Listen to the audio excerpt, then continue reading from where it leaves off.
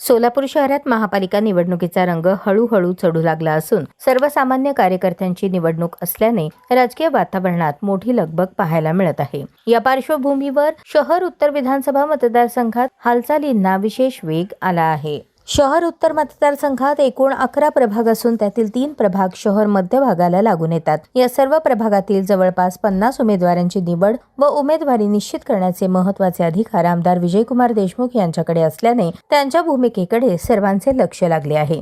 याच पार्श्वभूमीवर गेल्या काही दिवसांपासून आमदार विजयकुमार देशमुख यांच्या नवी पेठ परिसरातील कार्यालयात इच्छुक उमेदवारांची मोठी गर्दी दिसून येत आहे।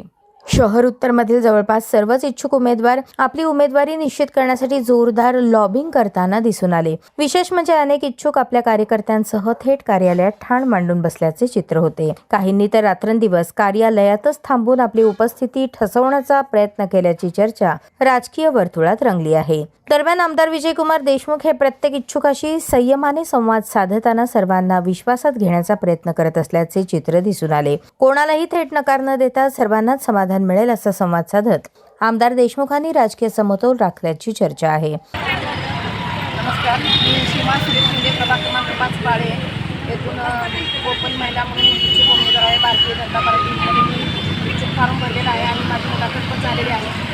मी 14-15 वर्षापासून पार्टीमध्ये काम करते आणि सक्रिय आहे। मी निष्ठावंत राहून काम केलेलं आहे पार्टीचं। पार्टीने माझा विचार करायला हवा यासाठी मी इथं मालकांना आता भेट घेतलेली आहे आणि मालकांनी माझा विचार करावा दत्ता बडगूच्या वतीने आम्ही मालकाला तिकीट मागितलेलं आहे प्रभाग 3मधून।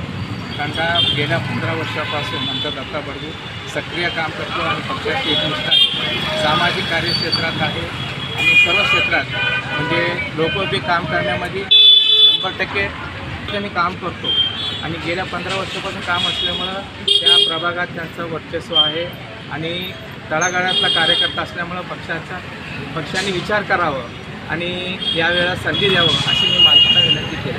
पालिका निवडणुकीच्या पार्श्वभूमीवर शहर उत्तरमध्ये उमेदवारीचा हा महाभारत टप्पा आता निर्णायक वळणावर येऊन ठेपल्याचे चित्र असून येत्या काही दिवसात कोणाच्या गळ्यात उमेदवारीची माळ पडते याकडे संपूर्ण शहराचे लक्ष लागले आहे।